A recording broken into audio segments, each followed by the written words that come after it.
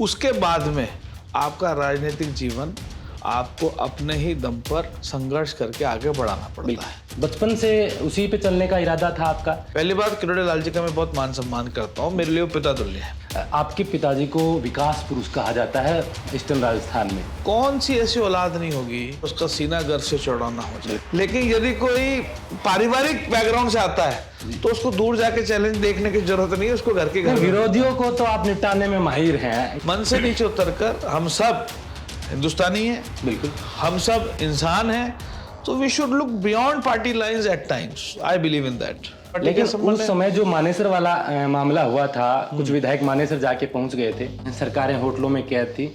इसके पीछे कहीं ना कहीं केंद्र शासित सरकार इसकी वजह है। हाँ, उन्होंने कहा कि अगर मेरी सरकार को दानिश-साज नहीं होते तो नहीं बचती, और मैं मुख्यमंत्री नहीं होता, कोई और मुख्यमंत्री होता। ये पार्ट उनके भाषण का फर्स्ट पार्ट था जी। और इसका फायदा भी आपको मिला, आपको सलाहकार बना दिया गया। इस प्रकरण के पीछे जो मुख्य आदमी था, आज वो दुनिया में नहीं रहे, चर्चा नहीं होती, लेकिन वो अहमद पटेल साहब थे। ये बात मेरे ख्याल से मेरे से पूछने का औचित्य नहीं बनता। हाल ही में अभी दिल्ली के अंदर नहीं, आप अंदर सीएम के सलाहकार, आपको पता रहता है अंदर की बातें, आपको पता अंदर बाहर मीडिया की बातें तो मीडिया में तो साफ है कि भाई मीडिया में कई बार ये दिखाया गया। अंदर बाहर ऐसा कोई सिस्टम नहीं है, ये सब आप लोग ही करते हो। मेरी तरफ से आज तक कोई ना बयान है, मेरी तरफ से ना कोई स्टेटमेंट है। उस केंद्र सरकार के अंदर जल शक्ति मंत्री राजस्थान के, और अगर फिर भी राजस्थान की जनता अगर एक एक बूंद पानी को मोहताज हो रही है तो मैं समझता हूँ डूब मरने की बात है। ईआरसीपी के मुद्दे पे शर्म आनी चाहिए केंद्र की सरकार। हम 48,000 करोड़ ईआरसीपी के लिए देते। पहले तो मैं आपको ठीक कर दूं, आज आप बहुत सही पते पे आके बैठे हो कि आपकी अगर खुद की औलाद आपके घर वालों के साथ बदतमीजी करे, आपके चाटा नहीं मारोगे। उसको केस को मैंने थोड़ा बहुत जितना मुझे पता है वो घर की लड़ाई है। अब कमरा बंद है, आप और मैं बैठे, मैं आपको गोली मार दूं। आप जो ट्रेन 10 साल से लग नहीं पा रही थी, मैं यही चाहता हूं कि ये बात आप आज ट्रेन लग गई। पूर्व शिक्षा मंत्री गोविंद सिंह डोटासरा पे अभी भी वो टैग नहीं हट पाया है लोगों के जहन से। सिर्फ राजस्थान में हुए, लेकिन अपन दूसरों की कमियों को देखकर ये तो नहीं कह सकते कि हमारी कमी सही है। वो पेपर दे के आता है, पता चलता है जी पेपर तो लीक था। उनके दिल पे क्या बीतती है हम समझ सकते हैं। मेरी दिली इच्छा है इन सब की सरकारी नौकरियां परमानेंट हो।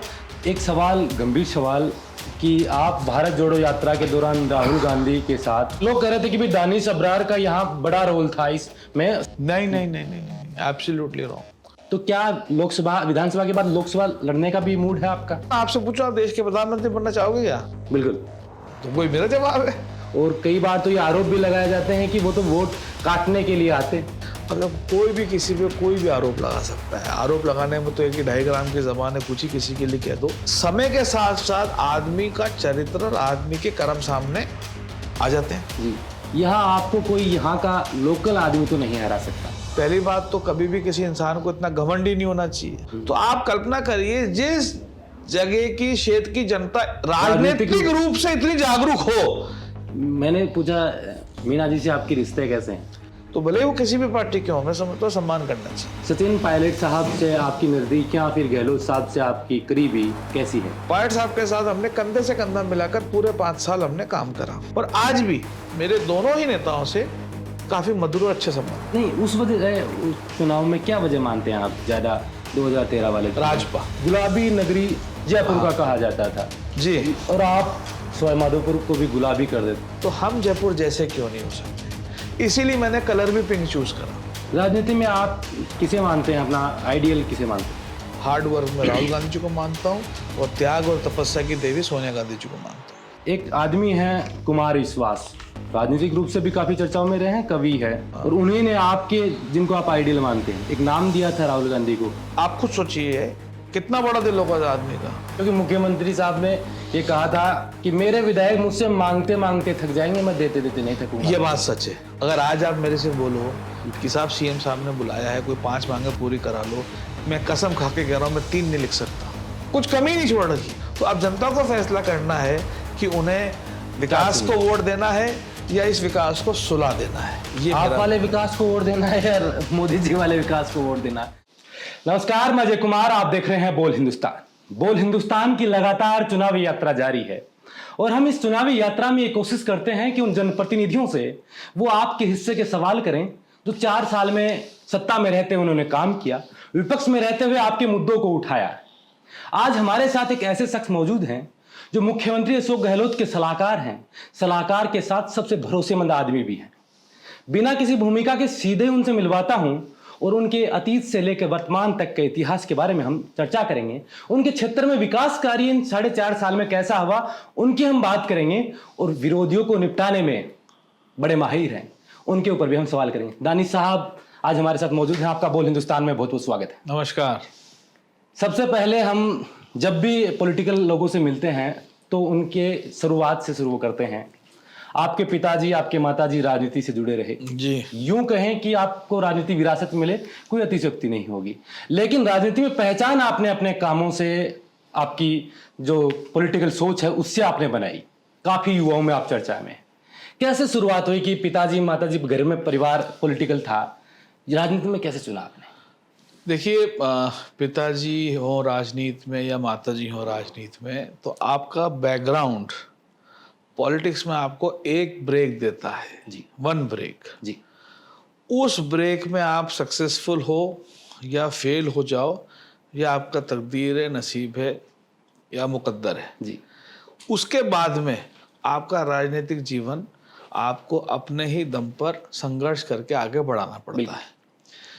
तो आज मेरे बैकग्राउंड की वजह से आप ये कह सकते हैं 2013 में मेरे को पहला टिकट विधानसभा का मिला था, जो चुनाव में हारा था।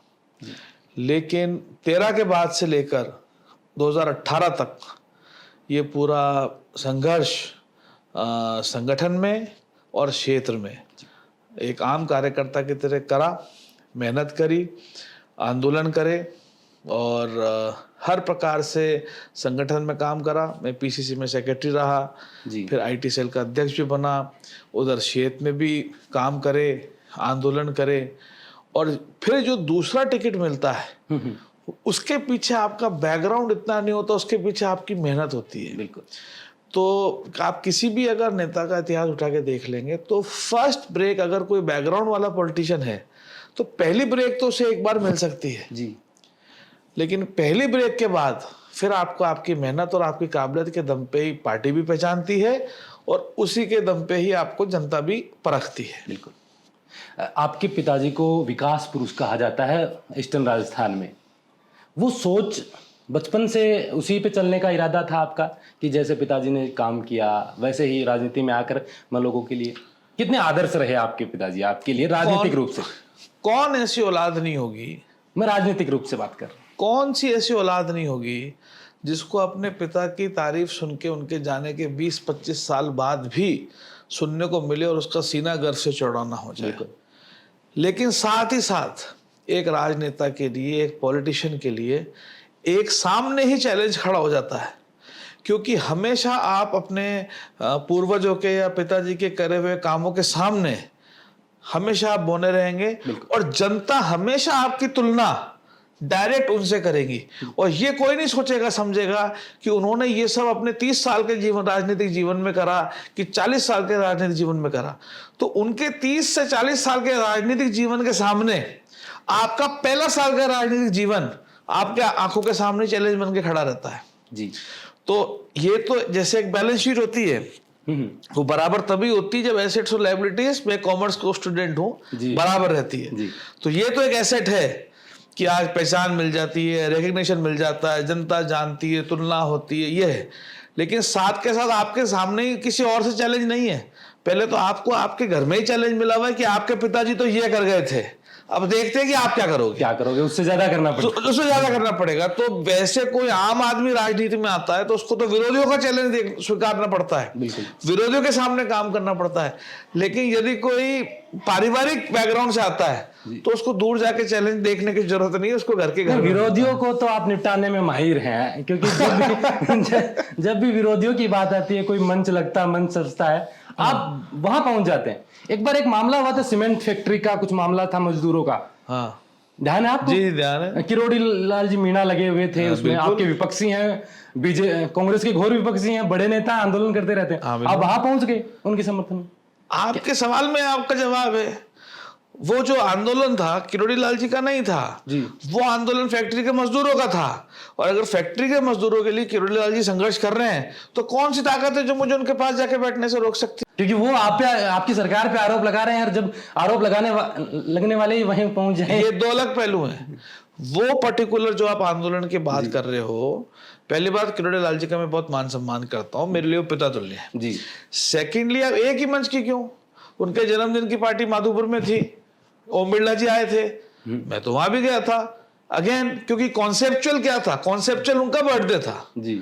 वैसे ये जो फैक्ट्री वाला आंदोलन है कॉन्सेप्चुअल, ये फैक्ट्री के वर्कर्स का आंदोलन था, तो क्यों नहीं है? मतलब मैं लंदन, अमेरिका, दिल्ली पढ़े लिखे लोग हैं, तो वहां पढ़ लिख के बाद ऐसी सोच हो जाती है कि विरोधी और विरोध करना और दूसरी पार्टियां मंच तक ही ठीक है, मंच से नीचे उतरकर हम सब हिंदुस्तानी हैं, बिल्कुल हम सब इंसान हैं, तो we should look beyond party lines eight times. I believe in that. जैसे अभी विपक्ष की बात ही कर रहे थे, लेकिन आप तो सत्ता पक्ष में भी आप दो खेमे में रह चुके हैं, ये ऐसी चर्चाएं हैं। सचिन पायलट के आप काफी करीबी थे, कैसे हैं अब रिश्ते सचिन पायलट के साथ आपके? वो हमारे नेता थे कांग्रेस पार्टी के, वो हमारे कांग्रेस पार्टी के आज भी सम्मान्य नेता है और वो आगे हमेशा कांग्रेस पार्टी लेकिन के सम्मान्य। उस समय जो मानेसर वाला मामला हुआ था, कुछ विधायक मानेसर जाके पहुंच गए थे, चर्चाएं ये चली थी कि मुख्यमंत्री को सबसे पहले सूचना देने वाले आप थे। नहीं, ये इस बात को लेके कि सूचना देना और मुख्यमंत्री जी का ये बात में, और इसका फायदा भी आपको मिला, आपको सलाहकार बना दिया गया। नहीं, ये कहना गलत है। इस पूरे एपिसोड के पीछे जो ये बार बार बात आती है, कहीं ना कहीं मेरी पारिवारिक पृष्ठि इसके पीछे है जी। ये जो भी प्रकरण की आप बात कर रहे हैं, इसमें जो सबसे अहम भूमिका निभाई, उनका जिक्र जब सवाई माधोपुर मुख्यमंत्री जी आए तब भी एक लाइन में आया, लेकिन किसी भी मीडिया चैनल ने उस जिक्र को नहीं पकड़ा। सारा मीडिया फोकस हो गया मुख्यमंत्री जी की जो भाषण में लाइन कही उसके फर्स्ट हाफ पे। हाँ, उन्होंने कहा कि अगर मेरी सरकार को दानिश आज नहीं होते तो नहीं बचती, और मैं मुख्यमंत्री नहीं होता, कोई और मुख्यमंत्री होता। ये पार्ट उनके भाषण का फर्स्ट पार्ट था जी। सेकंड पार्ट और था जिसपे किसी का ध्यान नहीं गया, और वो इस पूरे प्रकरण के मुख्य धारक है। क्या था? सेकंड पार्ट उसका ये था कि अहमद पटेल साहब थे जो सोनिया गांधी जी के राजनीतिक सलाहकार थे, और उनके माध्यम से सारी बात हुई। तो ये जो भी प्रकरण था, इस पूरे प्रकरण के पीछे मेरी पारिवारिक पृष्ठभूमि थी। मैं छोटा से बड़ा दिल्ली के गलियारे में हुआ। अहमद पटेल साहब हमारे कांग्रेस के जब वो जिंदा थे, एक बहुत महत्वपूर्ण पिलर थे। तो अहमद पटेल साहब थे जिन्होंने इस पूरी सरकार बचाने के प्रकरण को, या जो भी मानेसर प्रकरण आप कहते हैं, सरकार बचाने का प्रकरण कहते हैं, ये सब नाम आप लोग ही देते हो जी। जो भी आप इस प्रकरण को मानो, इस प्रकरण के पीछे जो मुख्य आदमी था, आज वो दुनिया में नहीं रहे, उनकी चर्चा नहीं होती, लेकिन वो अहमद पटेल साहब थे। बिल्कुल। लेकिन ऐसे में आप कैसे देखते हैं जो ये कई बार एपिसोड हो चुके हैं, सरकारें होटलों में कैद थी, जहां जरूरत सरकार को जनता की सेवा करने की थी, गहलोत साहब सरकार बचाने में लगे हुए थे। इस पूरे एपिसोड में आप कैसे देखते हैं? नहीं, ये जहां तक सरकारों का होटलों में जाने का सवाल है, ये तो पूरे हिंदुस्तान में ट्रेंड बन गया। कि इस ट्रेंड को आप कैसे देखते हैं? ये राजनीतिक ट्रेंड, आप इसको यूं सोचिए, इस जमाने में क्यों आया? जी। जब तक यूपीए 1 की सरकार थी, यूपीए 2 की सरकार थी, मनमोहन सिंह जी देश के प्रधानमंत्री थे, या उससे पहले की सरकार थी, तब तक तो ये कोई ट्रेंड नहीं था। तो अब आप देखने का नजरिया है, आप अगर माइक्रो लेवल से देखोगे जी। तो आप राजस्थान की बात करोगे, लेकिन मैं आपसे रिक्वेस्ट करूंगा, आप चश्मा उतारिए और दूसरा चश्मा पहनिए जिसका नाम माइक्रो नहीं मैक्रो हो। अगर आप मैक्रो लेवल पे देखोगे तो आप मुझे बताइए हिंदुस्तान में कौन सा राज्य जहाँ चलन नहीं चल गया? बिल्कुल। तो मैक्रो लेवल पे यदि ऐसा हो रहा है, ये चलन तमिलनाडु में चल गया, मध्य प्रदेश में चल गया, महाराष्ट्र में, तो आप मेरी बात से सहमत हैं? नहीं, मैं यही तो पूछना। मैक्रो लेवल पे अगर चल गया चलन, तो आप ये सोचिए ये नौबत कौन लेके आ, क्यों लेके आ, अभी क्यों आई? इसके पीछे कहीं ना कहीं केंद्र शासित सरकार इसकी वजह है, कि जिसकी वजह से स्टेट्स के अंदर इस तरह का चलन चला है। ये आपके लिए काफी परेशानी का सबब बना रहा है इस दौरान, लेकिन इनसे बचने के लिए क्या अब सचिन पायलट और अशोक गहलोत के बीच जो भी द्वंद्व था, मीडिया में जो चर्चा चल रही थी कि मुख्यमंत्री पद को लेकर है कि 2.5 साल अशोक गहलोत रहें, 2.5 साल ये रहें, लेकिन फिर आपके आला अधिकारियों से वार्ता होती है, क्या अब ये माना जाए कि ये शांत हो गया है? 2023 का विधानसभा चुनाव नजदीक और दोनों लोग पार्टी के लिए जैसे 18 में किया था वैसे लगे रहेंगे? ये बात मेरे ख्याल से मेरे से पूछने का औचित्य नहीं बनता। हाल ही में अभी दिल्ली के अंदर नहीं, आप अंदर सीएम के सलाहकार, आपको पता रहता है अंदर की बातें, आपको पता अंदर बाहर रहता है। कोई मीडिया सिस्टम की नहीं बातें है। तो मीडिया में तो साफ है कि भाई मीडिया में कई बार ये दिखाया गया है। अंदर बाहर ऐसा कोई सिस्टम नहीं है। हमारे राष्ट्रीय अध्यक्ष मल्लिकार्जुन खड़गे जी के नेतृत्व में दिल्ली में बैठक हुई, उसमें राहुल गांधी जी भी बैठे थे, उसमें केसी वेणुगोपाल साहब भी थे, मुख्यमंत्री जी भी थे, पायलट साहब भी थे, और खुला संदेश एकता का साथ मिलकर चुनाव लड़ने का सभी नेता मिलकर दिल्ली में दे चुके हैं। तो उसमें कोई दो राय की बात ही नहीं बची है। अगर मैं आपके विधानसभा क्षेत्र में आ जाता हूं तो एक बार आपने एक डैम बनवाया था बनास नदी पे, उसकी चर्चाएं आपके विरोधी भी करते हैं। क्या था मतलब वो पूरा मामला, वो उस तरीके का, वो कैसे, वो थोड़ा सा बताएं। जब से देश आजाद हुआ है जी, तब से लेके आज तक सवाई माधोपुर के अंदर गर्मियों के अंदर पानी के टैंकरों से पानी सप्लाई किया जाता है, क्योंकि वाटर लेवल नीचे चले जाता है। तो जहाँ जिस पानी घर से सप्लाई जाती है वहाँ पानी नहीं होता, तो उसकी पूर्ति करने के लिए टैंकर से पानी को सप्लाई करा जाता है। तो जब से मैंने होश संभाला, इतना अजीब सा लगता था कि गर्मियों में टैंकर से पानी आ रहा है, तो दिन भर औरतें संघर्ष करती हैं कि टैंकर भेजो, टैंकर भेजो, टैंकर भेजो, टैंकर भेजो। और शाम को जब टैंकर आता है, वो औरतें आपस में एक दूसरे के माथे फोड़ती हैं कि टैंकर यहां खड़ा नहीं होगा, टैंकर यहां खड़ा होगा। और 40 साल से चलन चल रहा है, और 40 साल से गर्मियां आई, टैंकर की लड़ाई शुरू, और शाम को माथाफोड़ी शुरू। और इस समस्या को लेकर मेरे फादर ने काफी हैंडपंप लगाए थे, उस समय के हिसाब से वो बेस्ट सॉल्यूशन था। तो मेरे दिमाग में एक शुरू से विजन था कि अगर कभी जनता की सेवा करने का मौका मिला तो इस टैंकर प्रथा को खत्म करेंगे। उसको ध्यान में रखते हुए मेरा जो नियरेस्ट पानी का सोर्स था वो बनास नदी थी। तो उस बनास नदी में सबसे पहले हमने 6 कुएं खुदाए, और कुएं खुदा के हमने 2 करोड़ रुपए खर्च कर पानी की पाइपलाइन से माधोपुर को जोड़ दिया। अब माधोपुर की जनता को पता ही नहीं चलता कि कब तो उन्हें ग्राउंड वाटर मिल रहा है और कब उन्हें चंबल का पानी मिल रहा है। लेकिन आप सबके दुआओं से, आशीर्वाद से पिछले 2 साल से सवाई माधोपुर में एक भी पानी का टैंकर नहीं है। और जब ये पानी हमने बनास से खरीदना शुरू करा तो आसपास के 70-80 गांव का वाटर लेवल नीचे चले गया, और कुएं सूख गए, बोरिंगें सूख गई, हैंडपंप सूख गया। फिर इस समस्या के समाधान के लिए हमने मुख्यमंत्री जी से रिक्वेस्ट करके 33 करोड़ रुपए का एक एनीकट मान लीजिए, बांध मान लीजिए, या डैम मान लीजिए, जो 3 साल में बनना था उसको हमने 1 साल में बना के खड़ा कर दिया। और आज आप जाके देख सकते हैं 8 किलोमीटर तक उस डैम के अंदर पानी है, जिसके परिणाम स्वरूप पूरे माधोपुर के ग्रामीण में दूर दूर तक 40 foot, 50 foot, 60 foot, last 100 foot पे पानी है। 50-50 साल पुराने कुएं जिंदा हो चुके हैं। कोई ऐसा हैंडपंप नहीं है जो चालू नहीं है, कोई ऐसा बोर नहीं जो चालू नहीं है। और शहर के अंदर जो 40 साल से टैंकर का सिस्टम था वो सिस्टम को खत्म कर दिया। आज की तारीख में मैं आपके चैनल के माध्यम से घोषणा कर सकता हूं कि पूरा सवाई माधोपुर पानी के मामले में आत्मनिर्भर है। We are not dependent on tankers, we are not dependent on any outsource। हमारा खुद का हमने सेल्फ मैनेजमेंट एक पानी का ऐसा कर दिया, चाहे शहर हो या गांव हो, हमें कभी जीवन में पानी के लिए एक नेताओं के आगे भीख मांगने की जरूरत नहीं पड़ेगी। ये तो एक डैम, और आपकी दुआ से इसके 8 किलोमीटर, एक डैम को बनाते तो 8 किलोमीटर पानी रहता है। ठीक है, ये तो एक बन चुका है जी। और अगले 1 महीने के अंदर हम शिलान्यास करने वाले हैं इसके 8 किलोमीटर आगे। ये तो 30 करोड़ का था, अब हम 50 करोड़ का डैम का शिलान्यास करने जा रहे हैं। तो आने वाले 300 साल तक का पानी का काम हमने प्रॉब्लम सॉल्व कर दिया। बहुत बहुत शुभकामनाएं आपको इस काम के लिए, ऐतिहासिक काम के लिए। लेकिन जब भी हम ईस्टर्न राजस्थान की बात करते हैं तो एक योजना ERCP का मामला काफी गर्मा गर्मी रखता है राजनीतिक रूप से। वहाँ पानी की समस्या ईस्टर्न राजस्थान में खूब है, जमीन लोगों के पास है लेकिन जमीन में उपजाऊ जमीन बनने के लिए पानी नहीं है। ईआरसीपी के मुद्दे पे आप क्या सोचते हैं कि केंद्र सरकार और राज्य सरकार के बीच जो ईआरसीपी के मुद्दे पे शर्म आनी चाहिए केंद्र की सरकार को। शर्म नाम की चीज होनी चाहिए। अगर इतनी सी भी रत्ती भर भी शर्म है तो डूब मरना चाहिए। केंद्र सरकार भारतीय जनता पार्टी की, उस केंद्र सरकार में जल शक्ति मंत्री जी वो राजस्थान के। बिल्कुल, आप समझिए मेरी बात।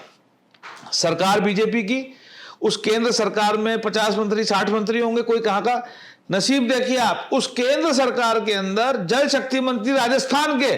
और अगर फिर भी राजस्थान की जनता अगर एक एक बूंद पानी को मोहताज हो रही है तो मैं समझता हूं डूब मरने की बात है। बिल्कुल राजस्थान के हर नागरिक को पानी मिलना चाहिए, पीने के लिए, खेती के लिए। और बहुत पुरानी कहावत है, जल है तो जीवन है। और इसके लिए अगर हमसे, हमारे मुख्यमंत्री जी तो हाउस में कह चुके हैं कि आपने 25 सांसद भेजे हैं दिल्ली। आप 25 सांसद को बोलिए एक साथ जाके खड़े होकर बात करें प्रधानमंत्री जी सर जल शक्ति मंत्री की पानी दें, और कहीं हमारी भी जरूरत तो हम भी जाने को तैयार है। आज माधोपुर में कोई काम है तो मुख्यमंत्री जी करेंगे, हम जाके लड़ाई लड़ते हैं। आज ईआरसीपी की योजना कोई लागू करेगा तो गजेंद्र सिंह जी करेंगे। मुझे समझ नहीं आता क्यों नहीं करते। राजनीतिक लड़ाई लड़ो, राजनीतिक प्रतिद्वंदी को आप नीचा दिखाना चाहते हो दिखाओ, लेकिन जनता को क्यों पैसा मारते हो। बिल्कुल, एक सभा में उधर दौरे के दौरान उन्होंने कहा था कि राठौड़ साहब और गजेंद्र सिंह शेखावत दोनों साथ थे कोई मीटिंग के अंदर।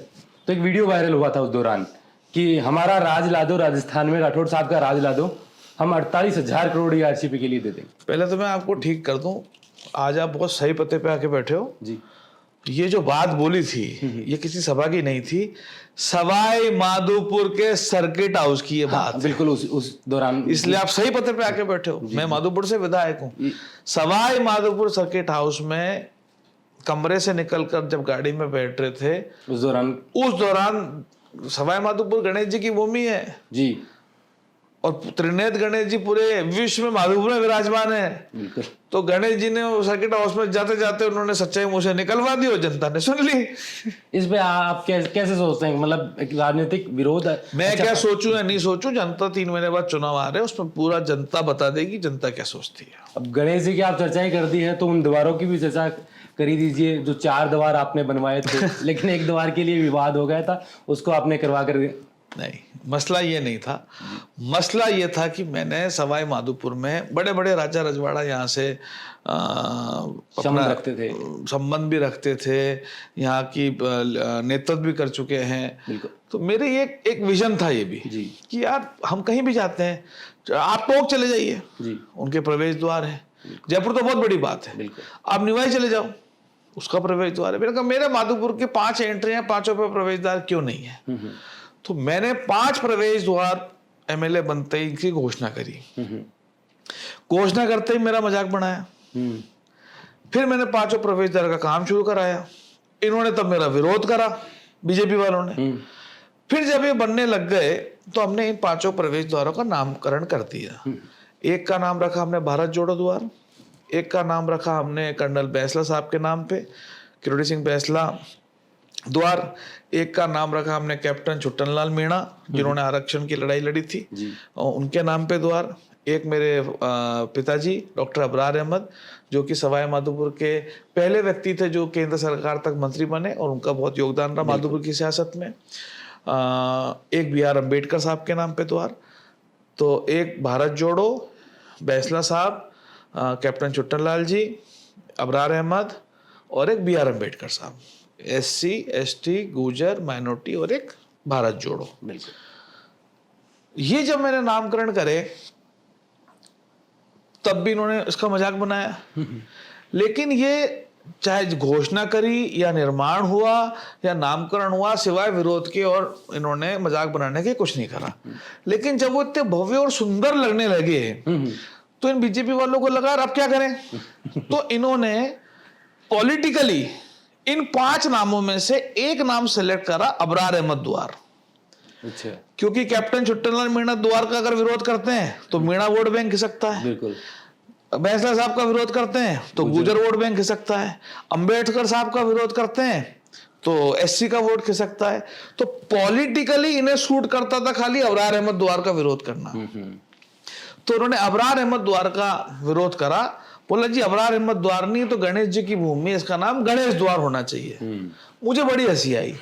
मैंने बोला मेरे भाइयों कुछ तो शर्म करो, गणेश जी की तुलना हम इंसानों से कैसे कर सकते हैं, आप मुझे बताओ। बिल्कुल। कैसे कर सकते हैं, कल्पना भी नहीं कर सकते। आज 5 प्रवेश द्वार बन रहे हैं, 4 प्रवेश द्वार इंसानों के नाम पे और वैसा का वैसे गणेश जी के नाम पे। मैंने कहा शर्म आनी चाहिए, तुमने ऐसा आंदोलन करने की सोची। उसी दिन शाम को 8 बजे, ये तो 25-25 लाख के बन रहे हैं, मैंने 1 करोड़ के गणेश जी के गणेश द्वार की घोषणा करी। और मुझे खुशी है जहां से रणथंभौर शुरू होती है आप जाके देखो गणेश द्वार का निर्माण का काम चल रहा है। बिल्कुल। तो इस तरह के ये ढूंढ के लाते हैं कि हम कैसे विरोध करें, लेकिन आप माहिर हैं, इनकी चालों में फंसने वाले नहीं है। नहीं, ये तो गणेश जी का आशीर्वाद रहता है। बिल्कुल। और जिस गेट का विरोध कर रहे थे उस पर मैंने इतना बड़ा लिखाया है कि गणेश जी की पावन धरती पे आपका स्वागत है। और मैंने कही ये बात कि मेरे नॉमिनेशन का जब मैं पर्चा भरता हूँ उसकी पहली कॉपी में खुद गणेश जी को नोट के आता हूँ।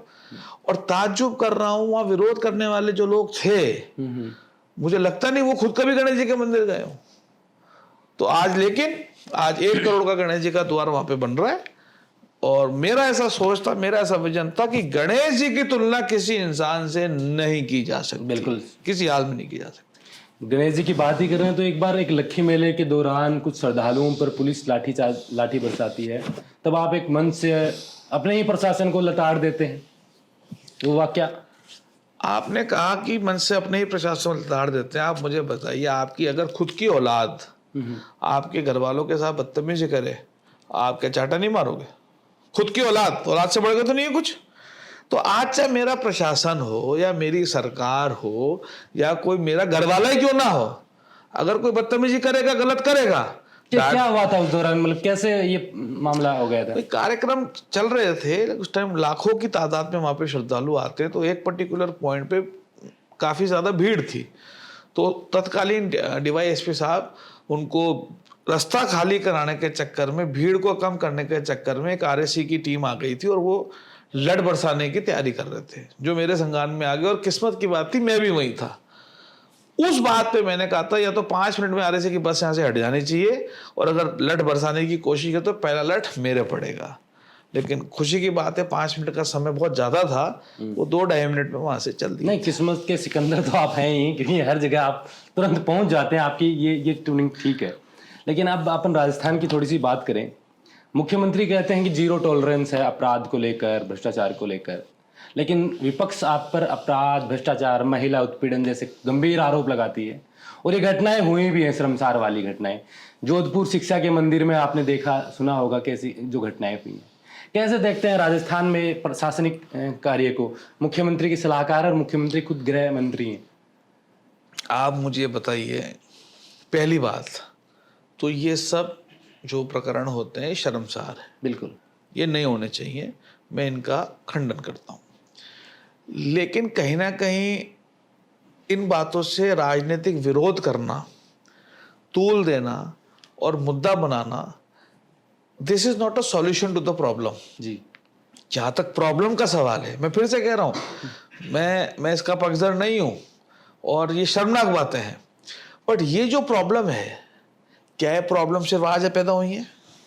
बिल्कुल। आपकी जितनी उम्र होगी ना, उतनी ही सालों से तब भी ये प्रॉब्लम्स थी, बिल्कुल आज भी ये प्रॉब्लम्स है, और मैं चाहता हूं कि भविष्य में प्रॉब्लम्स ना रहे। सो इंस्टेड ऑफ किसी प्रॉब्लम का हम एक ड्रामेटिक वायलेंस क्रिएट करके या हम ड्रामेटिक एक आंदोलन खड़ा करके हम उसका परमानेंट सॉल्यूशन नहीं ढूंढकर हम एक राजनीतिक गोटी सेकें। एग्जाम्पल के तौर पे यही बीजेपी की केंद्र में सरकार थी जब सिलेंडर, बीजेपी की यूपीए 2 की सरकार थी, कांग्रेस पार्टी की केंद्र में सरकार थी, 308 रुपए का सिलेंडर था। 308 रुपए का सिलेंडर बढ़ करके 310 रुपए का हुआ, और स्मृति ईरानी जी ने सफेद साड़ी पहनी, मांग का सिंदूर हटाया, गले से मंगलसूत्र हटाया, और ऐसा रोना धोना नाटक ड्रामा क्रिएट पूरे हिंदुस्तान में किया जैसे कोई घर में मातम छा गया 2 रुपए बढ़ने पे। 308 से 310। आप एक यूट्यूबर हो, ये सब चीजें ऑनलाइन अवेलेबल है। बिल्कुल, जब भी सिलेंडर की बात ड्रामा हुआ, बिल्कुल हुआ जरूर। आज 1000 रुपए पार है, वो नेता आज भी जिंदा है, मौन क्यों है? क्यों मौन है? तो प्रॉब्लम ये जो आप बता रहे हैं भ्रष्टाचार की या महिला उत्पीड़न की है, I think it is high time we should go for the solutions to find for the problems and not create dramas. अभी इसके लिए सरकार नियम भी कानून भी कड़े कर ये सॉल्यूशंस हैं इन प्रॉब्लम्स के, ये सॉल्यूशंस हैं कि आप कानून लाएं, आप इसको रेगुलाइज करें, आप इसके ऊपर वर्किंग करें। हर जिले के अंदर महिला थाने खुल चुके हैं, हर जिलों के अंदर महिला एडिशनल एसपी, महिला deputy, so these are solutions to the problems. बिल्कुल। बीजेपी के मित्र लोगों में देखते हैं वो सिवाय ड्रामे के और उन प्रॉब्लम्स के ऊपर राजनीतिक रोटी सेकने के उसके सिवाय कुछ नहीं। लेकिन आप ही की सरकार की विधायिका दिव्या जी मदेरणा, जिनका एक वीडियो आज गजेंद्र सिंह शेखावत ट्वीट करते हैं, फेसबुक पोस्ट लिखते हैं और उसमें लिखते हैं उससे मुख्यमंत्री जी का इस्तीफा भी मांगते हैं। उस वीडियो में कहा जाता है कि वो खुद सुरक्षित नहीं है, उनके जो ऊपर हमला हुआ है, उनके आरोपी गिरफ्तार नहीं किए जा रहे हैं, उनके ऊपर पुलिस प्रोटेक्शन में हमला हुआ है। ऐसा ये मैं समझता हूँ थोड़ा कुछ कम्युनिकेशन गैप है। ये जो आज हमारी साथी दिव्या मदेरणा जी हमारे साथी विधायक हैं, उनका आज वो विधानसभा में मौजूद था, आज वो बहुत दुखी थी और बहुत ज़्यादा इमोशनल भी थी, क्योंकि उनके विधानसभा क्षेत्र के अंदर एक ही परिवार के 4 लोगों की गर्दन काट करके हत्या कर दी गई और जला दिया गया जी। तो उस पर्टिकुलर एपिसोड को लेकर हमारी साथी विधायक ने ये स्टेटमेंट दिया था, जो मैं समझता हूँ उस मानसिक अवस्था में कोई भी दे सकता है।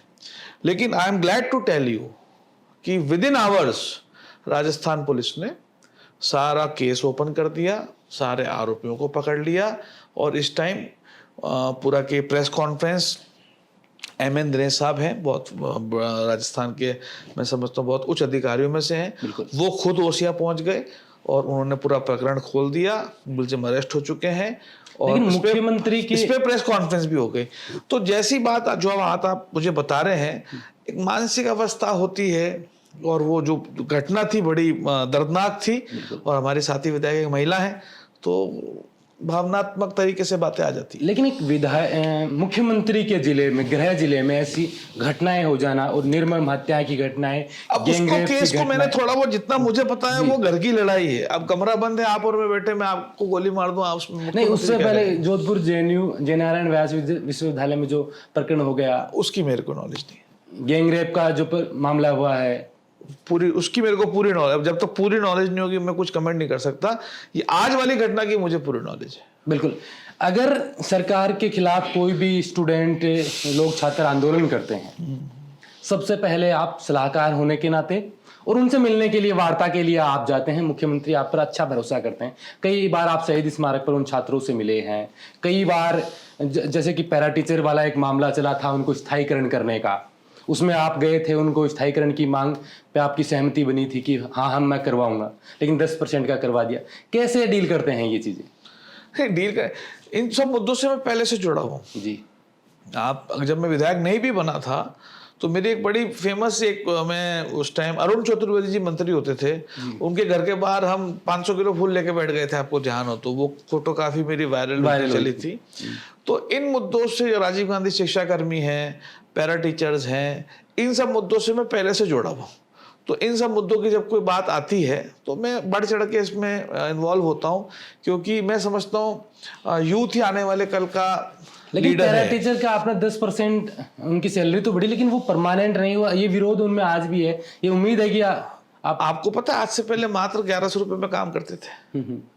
आज उनका एक स्लैब, जब दिल्ली से अगर बंबई ट्रेन जानी है और वो दिल्ली प्लेटफॉर्म पे नहीं लग पा रही 10 साल से, आप समझे मेरी बात, ट्रेन दिल्ली से बंबई जानी है लेकिन अनफॉर्चुनेटली 10 साल से दिल्ली प्लेटफॉर्म पे लग नहीं पा रही है। हमने कम से कम ट्रेन को लगा दिया, रिजर्वेशन चार्ट चिपक गया, पैसेंजर उसमें बैठ गए, ट्रेन दिल्ली से चल पड़ी, अब मथुरा होते हुए माधोपुर कोटा तक पहुंच गई है, मुंबई भी पहुंच जाएगी। उम्मीद कर सकते हैं वो लोग अगर ये वीडियो देख रहे हैं। मैंने बड़े अच्छे एग्जांपल से आपको कोट करा है। बिल्कुल, जो ट्रेन 10 साल से लग नहीं पा रही थी, मैं यही चाहता हूँ कि वो आज ट्रेन लग गई, रिजर्वेशन चार्ट चिपक गया, पैसेंजर उसमें बैठ गए, दिल्ली से चल के ओखला से होती हुई, मथुरा से होती हुई, माधोपुर से होती हुई कोटा तक पहुंच गई और मुंबई भी पहुंचेगी। राजनीतिक लोग अपनी बात स्पष्ट तौर से नहीं कहते हैं, वो इन्हीं जंजालों से होते हुए गुजारते हुए बातें कहते हैं, कोई समझ जाते हैं।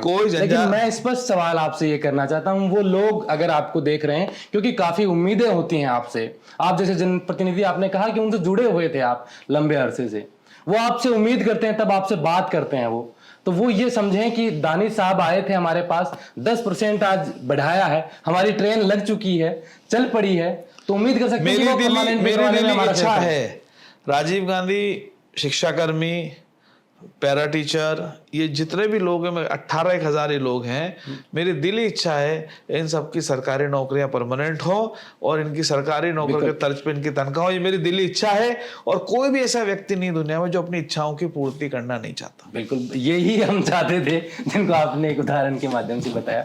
लेकिन सरकार की अगर बात करें तो पेपर लीक वाले मामले में सरकार बहुत फेल होती नजर आ रही है। शिक्षा मंत्री पर अभी भी, पूर्व शिक्षा मंत्री गोविंद सिंह डोटासरा पे अभी भी वो टैग नहीं हट पाया है लोगों के जहन से कि रीट जैसे मामले को, जो पूरे प्रदेश में एक रीटोत्सव मनाया गया था और वो आउट हो जाता है, जिसमें कितने बड़े बड़े अधिकारी शामिल होते हैं, आपके नजदीकी आपके सचिन पायलट साहब भी उसको लेकर यात्राएं करते हैं, शहीद स्मारक पर मौन रहकर सरकार को चेताने की कोशिश करते हैं। अब प्रस्तुत प्रकरण जो आप बता रहे हो पेपर लीक का, जी, मैं समझता हूँ देश की और प्रदेश की सर्वोच्च एजेंसियों और जुडिशरी में अब जा चुका है। वो एक मामला था, 15 मामले लगभग 14-15 मामले हो गए हैं पेपर लीक को लेकर। सिर्फ राजस्थान में हुए?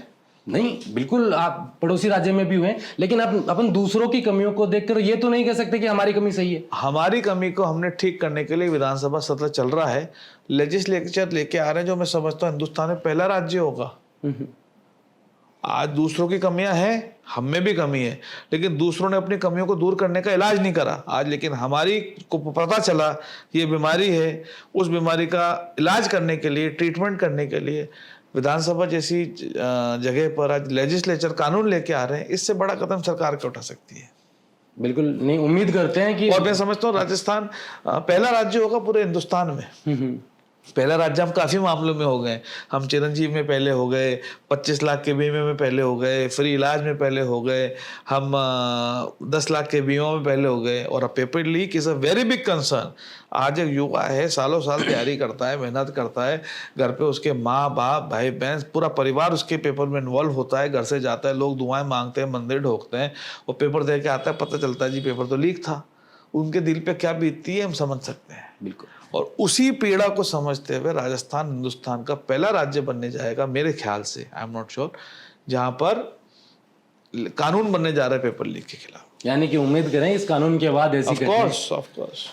एक सवाल, गंभीर सवाल, कि आप भारत जोड़ो यात्रा के दौरान राहुल गांधी के साथ आप सवाई माधोपुर से लग गए थे।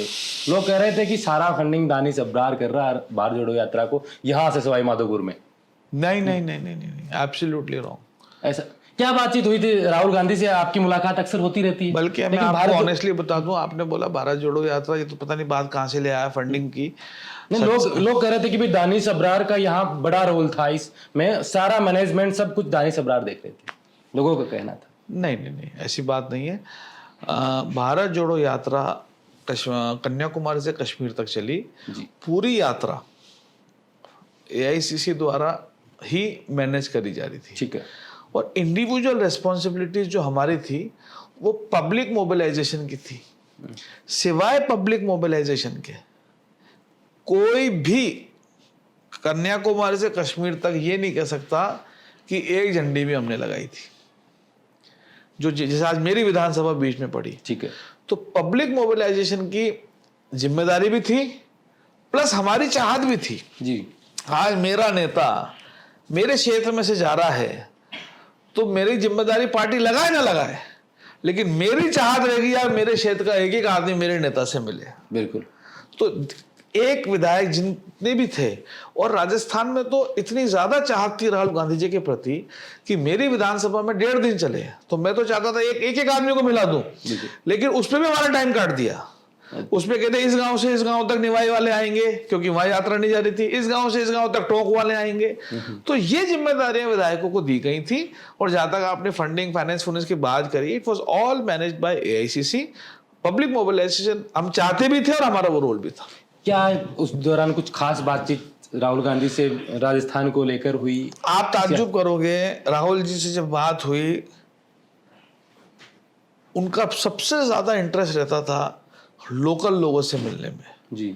और जब लोकल लोगों से मिलते थे, यहाँ की खेती के बारे में, अमरूदों के बारे में, इकोनॉमी के बारे में, जंगल के बारे में, टाइगर के बारे में, और तब मुझे ताज्जुब हुआ राहुल जी को इतने सब बारे में नॉलेज कैसी है। उनको इतनी वास्ट नॉलेज हर फील्ड की है कि आप कल्पना नहीं कर सकते। तो एक वो, और मैं कश्मीर तक साथ गया, और ये मैं आपको बता दूं, जब यात्रा पूरी हुई तो उसके बाद 2-4-5 दिन तो मैं बड़ा उदास रहा, क्योंकि एक वो जो सिस्टम बन गया था, रोज सुबह उठना, यात्रा में जाना, चलना, बात करना, तो 2-4-5 दिन वापस सिस्टम में आने में लगे वापस। अगर बात की जाए आपके विधानसभा क्षेत्र की दोबारा से, तो विधानसभा के चुनाव नजदीक आ रहे हैं, 4-5 महीने महज बचे हैं। आप विधानसभा की तैयारी कर रहे हैं, दोबारा से जोर शोर से जनता के बीच जा रहे हैं। क्या मुद्दे अब की बार आप लोगों के बीच लेके जा रहे हैं? और अगर विधानसभा में आप जीत गए, उसके बाद 2024 में संयोग से राजस्थान में लोकसभा चुनाव भी हैं, तो सवाई माधोपुर और टोंक सीट ऐसी समीकरण में सेट होती है कि वहां आप परफेक्ट भी बैठते हैं। तो क्या लोकसभा, विधानसभा के बाद लोकसभा लड़ने का भी मूड है आपका? 2 सवाल है मेरे। सच्चाई तो ये है कि मुझे अभी ये भी नहीं पता कि पार्टी मुझे विधानसभा भी लड़ाएगी या नहीं लड़ाएगी। ये आपको नहीं पता, लेकिन आप तो चाहते हैं आपको विधानसभा लड़ना चाहिए, लड़ाना चाहिए।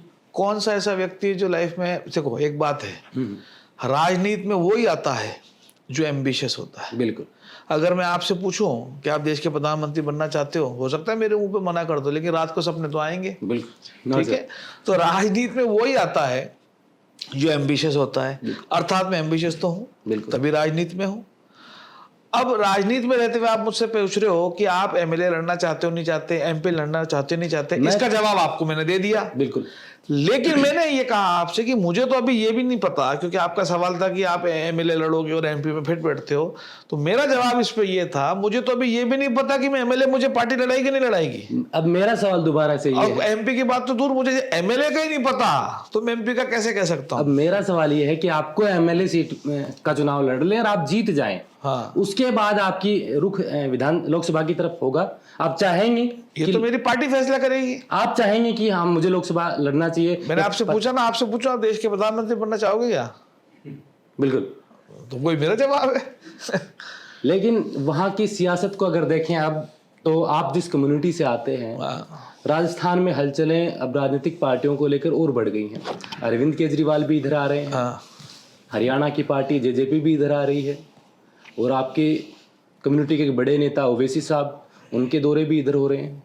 क्या देखते हैं ऐसे दौरे के सियासी मायने क्या होंगे, और आप जैसी सीटों पर उनका कितना प्रभाव होगा? क्योंकि माइनॉरिटी के ये वोट कांग्रेस के लिए बड़े महत्वपूर्ण होते हैं, और कई बार तो ये आरोप भी लगाए जाते हैं कि वो तो वोट काटने के लिए आते हैं, यानी कि बीजेपी की भी टीम के रूप में। सवाल हो गया आपका? हाँ सुने आप, बड़ी सिंपल बात है जी। काट की आंडी एक बार चढ़ती है, तो कोई नया आदमी एक बार बेवकूफ बना सकता है जी। चक्कर ये है कि ओवैसी साहब जब नए नए थे दूसरे राज्यों की राजनीति में, तब उन्होंने काफी वोट काटे, जिसका परिणाम ये हुआ कि बीजेपी की सरकारें बन गई। जैसे पहले बिहार में हुआ, यूपी में हुआ। समय के साथ साथ आदमी का चरित्र और आदमी के कर्म सामने आ जाते हैं जी, आ ही सकते हैं। आज आप मुझसे पहली बार मिल रहे हो सकता है मैं आपको कुछ भी कह दूं आप मान लोगे, लेकिन आप यदि मुझे 10 साल से जानते हो, मैं कुछ भी बोलूंगा आप बोलोगे नहीं भाई साहब गलत कह रहे हो आप, मैं आपको जानता हूँ, बात झूठ है जी। तो ओवैसी साहब की पार्टी और ओवैसी साहब क्या करते हैं, ये अब हिडन सीक्रेट नहीं है, it is known to all. इसलिए ओवैसी साहब की पार्टी के साथ क्या हुआ था यूपी में पहले और क्या हुआ अब, यह आपको पता है। ओवैसी साहब की पार्टी के साथ क्या हुआ था बिहार में पहले और क्या हुआ अब, यह आपको पता है। और राजस्थान के मतदाता पढ़ा लिखा समझदार है, अच्छे से सबको पता है कि भारतीय जनता पार्टी की ये बी टीम है, ताकि मुस्लिम वोट को डाइवर्ट्स करके, मुस्लिम वोट्स को डंप करके बीजेपी की लीड आगे बढ़े और ये जीते हैं। वही काम ये सीटों पे करते हैं और ये करना चाहेंगे, स्वागत है, करिए। लेकिन जनता अब समझदार है। बिहार की जनता जवाब दे चुकी है, यूपी की जनता जवाब दे चुकी है, राजस्थान से जवाब आप मांगना चाह रहे हैं, स्वागत है, वो भी जवाब मिल जाएगा। आपकी सीट में ये कहा जाता है कि जिस सीट से आप तैयारी करते हैं और जिस सीट पे आप प्रभाव रखते हैं, सवाई माधोपुर सीट से, यहाँ आपको कोई यहाँ का लोकल आदमी तो नहीं हरा सकता, लेकिन बाहरी से आपको खतरा हो सकता है। जैसे कि अगर मान लो कि किरोड़ी लाल मीणा या दिया कुमारी इधर आ जाएं, तो आप क्या मानते हैं अगर वो आपके सामने विधानसभा में? देखिए, लोकल आदमी को मुझे हरा नहीं सकता और बाहरी आके मुझे हरा ये देगा। चर्चाएं जनता के बीच चल रही हैं। नहीं, ये कहना गलत है।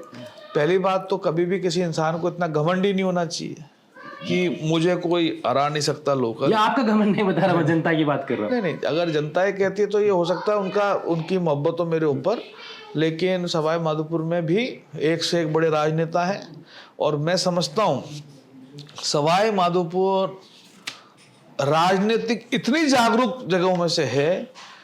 पूरे हिंदुस्तान में मैं नहीं समझ सकता कोई ऐसा जिला होगा जहाँ एक टाइम पर 3 सांसद हो। एक जगह से एक सांसद ही हो सकता है, बिल्कुल मैक्सिमम 2 हो सकते हैं, एक लोकसभा एक राज्यसभा।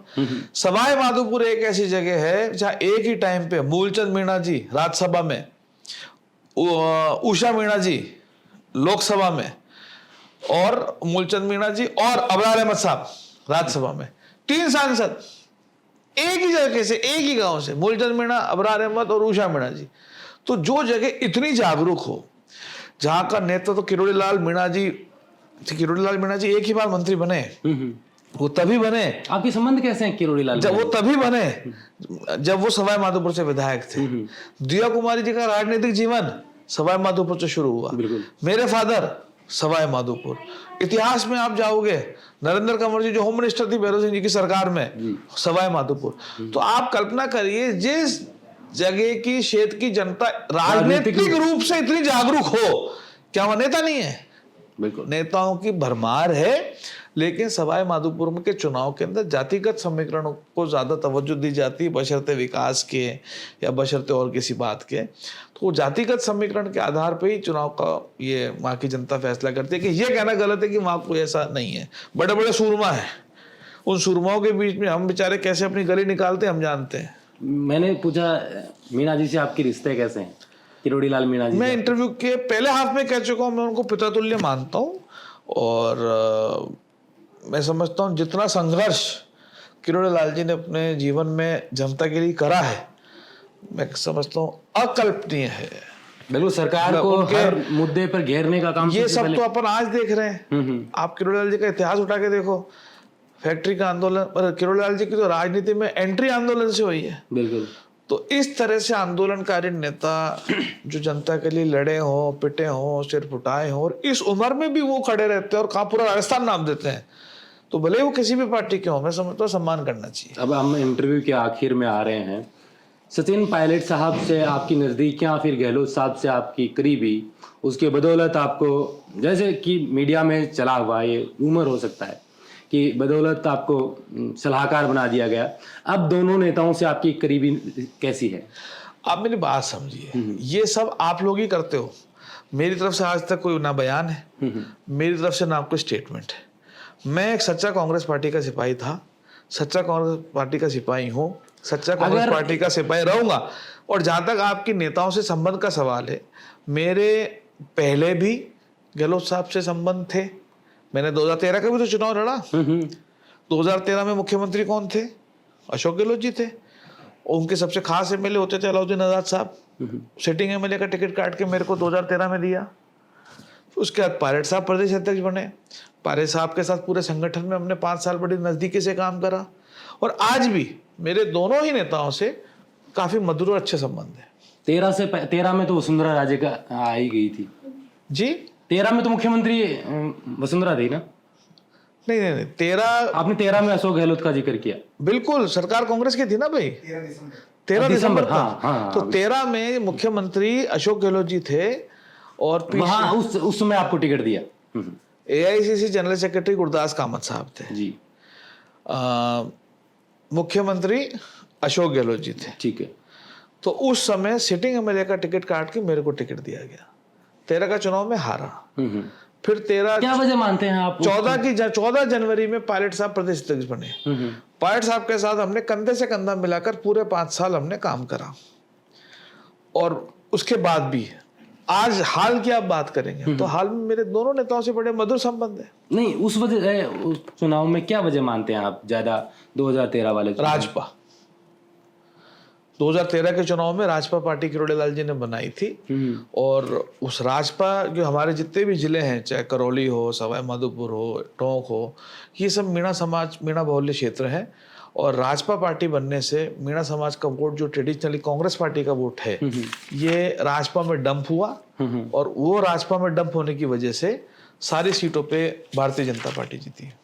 एक निरंजन आर्य जी हैं मुख्यमंत्री के सलाहकार, उनकी पत्नी पर आरोप लगते हैं भ्रष्टाचार के। अभी कल ही हम हनुमान बेनीवाल से बातचीत कर रहे थे, बजरी माफियाओं को लेकर वो काफी आंदोलन कर रहे हैं। आपके टोंक में भी आके गए थे, जयपुर के बाहर ही पुलिस ने रोक लिया गया था, उन्होंने ये आरोप लगाया है। तो इस पे आप क्या देखते हैं, क्या सोचते हैं? अब कोई भी किसी पे कोई भी आरोप लगा सकता है। आरोप लगाने में तो एक ही 2.5 ग्राम की ज़बान है, कुछ ही किसी के लिए कह दो। लेकिन जब तक प्रमाणों के साथ कोई आरोप सिद्ध नहीं हो, तब तक मैं समझता हूँ किसी का भी इस तरह से पॉलिटिकल हैरेसमेंट नहीं करना चाहिए। राजनीति में आप किसे मानते हैं, अपना आइडियल किसे मानते हैं? राहुल गांधी जी को अपना आइडियल मानता हूँ। राहुल गांधी। हार्ड वर्क में राहुल गांधी जी को मानता हूँ, और त्याग और तपस्या की देवी सोनिया गांधी जी को मानता हूँ। अब राहुल गांधी का आपने जिक्र किया, एक आदमी है कुमार विश्वास, राजनीतिक रूप से भी काफी चर्चाओं में रहे हैं, कवि है। उनकी पत्नी को आरपीएससी का मेंबर बना देते हैं अशोक गहलोत। जो अभी 16-17 लाख रुपए का भ्रष्टाचार को आरोप भी लगता है। और उन्हीं ने आपके, जिनको आप आइडियल मानते हैं, एक नाम दिया था राहुल गांधी को, पप्पू नाम। कैसे देखते हैं ये चीजें? आप खुद सोचिए कितना बड़ा दिल होगा उस आदमी का। आप खुद सोचिए कितना बड़ा दिल होगा उस आदमी का। तो जैसा मैंने कहा, यही तो सीखने वाली बात है कि आपके साथ कैसी बड़ी से बड़ी किसी ने घटना कर रखी हो, कोई बात हो रखी हो, लेकिन दिल की बात। लेकिन अभी आरोप लगा है कि पेपर लीक मामले में 18 लाख की, जैसे आरोप 2.5 ग्राम की ज़बान है। जब तक आरोप सिद्ध नहीं हो, आपकी कड़ी कार्रवाई होगी अगर सिद्ध हो गया। ऑफ कोर्स, और होनी भी चाहिए। कितने लाखों बच्चों का भविष्य का सवाल था, बट पहले प्रमाणित होना चाहिए। अभी हम आखिर में बात करें, मान लीजिए मैं आपकी विधानसभा क्षेत्र का वोटर हूँ, मैं आपको अब की बार क्यों चुनूं? मतलब आप मेरे को बताएं। अगर आप मेरी विधानसभा के वोटर तो मैं आपसे एक ही सवाल करूंगा कि आज तक हमेशा सवाई माधोपुर के चुनाव में हमने जातिगत समीकरण देखे हैं, ये कोई दो राय की बात नहीं है। लेकिन अगर इस बार माधोपुर का मतदाता ने कांग्रेस पार्टी को वोट नहीं दिया, तो मैं समझ सकता हूं कि जीवन के अंदर जब तक संसार चलेगा, कोई भी विधायक अपने क्षेत्र के विकास के लिए काम नहीं करेगा। आज सवाई माधोपुर के अंदर इस 5 साल के कार्यकाल में 2000 करोड़ के विकास कार्य हुए। पानी में आत्मनिर्भर, बिजली में आत्मनिर्भर, 500 करोड़ की सड़कें, medical college, nursing college, agriculture college, नया हॉस्पिटल, मतलब प्रवेश द्वार, पूरे शहर को गुलाबी पोत दिया। हाँ, ये कहानी, ये सवाल में हर चौराहे पे हमने प्याऊ बना दिए। कौन सी कहानी? जो गुलाबी बना दिया, गुलाबी नगरी जयपुर का कहा जाता था जी, और आप सवाई माधोपुर को भी गुलाबी कर देते हैं। बिल्कुल।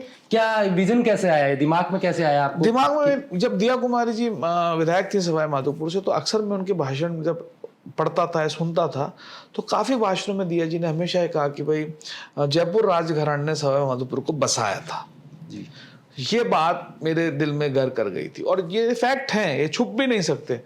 तो काफी बार मेरे दिमाग में ख्याल आता था कि जब जयपुर राजघराने ने माधोपुर को बसाया, तो हम जयपुर जैसे क्यों नहीं हो सकते। इसीलिए मैंने कलर भी पिंक चूज करा। अच्छा, इसीलिए कलर भी पिंक सूट करा कि आज जयपुर एक पिताजी हैं और सवाई माधोपुर उनका एक छोटा सा बच्चा है। तो जयपुर की, और जयपुर राजस्थान की मैं समझता हूँ नाक है, हमारी राजधानी है। बिल्कुल। तो जब जयपुर राजस्थान की राजधानी है, नाक है, और जयपुर ने माधोपुर को बसाया है, तो ये तिलक तो हो ही सकता है। तो सवाई माधोपुर क्यों नहीं जयपुर जैसा बन सकता। बिल्कुल। इसी विजन को लेके माधोपुर को हमने पूरा गुलाबी पोता। तो जो मूल सवाल था, medical college, nursing college, agriculture college, गुलाबी पोतना, हर चौराहे पे प्याऊ होना, जीएसएस बनना, पानी के डैम बनना, एलिवेटेड रोड की बात अपने इंटरव्यू में नहीं आ पाई। सिटी के अंदर 180 करोड़ का एलिवेटेड रोड बन रही है जी। जो पूरे नाले के ऊपर से होती हुई जाएगी। आज की डेट में अगर आप सवाई माधोपुर शहर में जाएंगे तो शहर में जाने का एक ही रास्ता है, आना और जाना। शहर के लास्ट में अगर कोई मेडिकल इमरजेंसी आ जाए और रास्ता जाम हो तो आप नहीं जा सकते।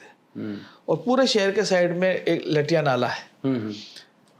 तो मेरा एक विजन था, मैंने इस पूरे लटिया नाले पे मुख्यमंत्री जी से रिक्वेस्ट करके 180 करोड़ के एलिवेटेड रोड बना रहे हैं जो 6 जगह उतरेगा। बिल्कुल देखने लायक प्रोजेक्ट है। तो हम आपके क्षेत्र में जाएंगे, ये बिल्कुल देख के तो ये एलिवेटेड रोड निकाली है, नाले छाप दिए। तो जो आपका सवाल था कि मैं क्या बोलूं, क्यों मुझे वोट दें, तो सवाई माधोपुर में medical college, agriculture college, nursing college, हर चौराहे पे प्याऊ, पुताई, पूरे शहर का पुताई पुज जाना, पानी का डैम बन जाना, बिजली के जीएसएस बन जाना, 500 फुट के राष्ट्रीय ध्वज लग रहे हैं, 500 करोड़ की रोडों के काम चल रहे हैं, बनास पार करने की 2 पुलियां बना दी गई हैं, 2000 करोड़ से ऊपर के विकास कार्य हुए हैं। बिल्कुल मुख्यमंत्री। तो मेरा ये कहना रहेगा मेरे मतदाता से, हमेशा हमने जातिगत आधार पर वोट मांगे और वोट दिए और लोग जीते और हारे। लेकिन इस बार अगर कांग्रेस पार्टी को वोट जनता ने नहीं दिया तो जीवन में कोई भी विधायक बनेगा उसकी पहली लाइन ये रहेगी, यार विकास कराने से जीतते हैं क्या। तो जो फोकस एक माधोपुर की जनता का और नेताओं का इस टाइम विकास के ऊपर माधोपुर में है, वो विकास हमेशा के लिए सो जाएगा। क्योंकि हर नेता का जो एंड होता है वो ये चाहता है कि मैं जीतूं। जी, जीतने का मंत्र चाहिए सबको। बिल्कुल। तो जीतने के मंत्र के अंदर विकास तो डिस्क्वालीफाई हो जाएगा अगर कांग्रेस को वोट नहीं दिया तो अब जनता को फैसला करना है कि उन्हें विकास को वोट देना है या इस विकास को सुला देना है। ये आप वाले विकास को वोट देना है या मोदी जी वाले विकास को वोट देना, जो अभी तक चर्चाएं चलती रहती है। तो जनता फैसला करेगी कि सवाई माधोपुर में कांग्रेस पार्टी का विकास ज्यादा ठीक है, बीजेपी वाला विकास ज्यादा ठीक है। बिल्कुल, हम उम्मीद करते हैं कि ऐसे काम आपने किए, क्योंकि मुख्यमंत्री साहब ने ये कहा था और कहते रहते हैं कि मेरे विधायक मुझसे मांगते मांगते थक जाएंगे, मैं देते देते नहीं थकूंगा। ये बात सच है। अगर आज आप मेरे से बोलो कि साहब सीएम साहब ने बुलाया है, कोई 5 मांगे पूरी करा लो, मैं कसम खा के कह रहा हूं मैं 3 नहीं लिख सकता, 3 नहीं लिख सकता। अभी मेरी किताब छप रही है, आप पढ़ लेना, उसके बाद बताना भाई ये काम रह गया। कोई कसर नहीं छोड़ रखी। मैं 3 खुद नहीं लिख सकता। सीएचसियां दे दी, पीएचसी दे दी, नए हॉस्पिटल, नया कॉलेज, पीजी कॉलेज, मलार डूंगर में कॉलेज, माधोपुर में college, medical college, nursing college, नया हॉस्पिटल, अल्पसंख्यक आवासीय विद्यालय, अल्पसंख्यक छात्र हॉस्टल, लड़कियों का हॉस्टल, एसटी हॉस्टल, मतलब कुछ कमी नहीं छोड़ रखी। बिल्कुल, बहुत बहुत शुक्रिया, आपने बोल हिंदुस्तान को इतने कीमती समय से, हमने आपका थैंक यू ज्यादा ले लिया। उम्मीद करते हैं जो विकास के मुद्दे आपने बताया, विकास के काम आपने सवाई माधोपुर की जनता के लिए किए, अब की बार सवाई माधोपुर की जनता एक बार इन मुद्दों को, विकास के कार्यों को देखकर सच्चे, ईमानदार और कर्मठ नेता को दोबारा से विधानसभा में पहुंचाएंगे। आप देख रहे थे बोल हिंदुस्तान की चुनावी यात्रा, और चुनावी यात्रा में हम नेताओं से, जनप्रतिनिधियों से आपके हिस्से के, आपके मुद्दे इनसे रखते रहते हैं, आप इनके सामने रखते रहते हैं। लगातार हमारी ये यात्रा जारी है। इस वीडियो में इतना ही। आप देख रहे थे बोल हिंदुस्तान, मैं अजय कुमार, नमस्कार।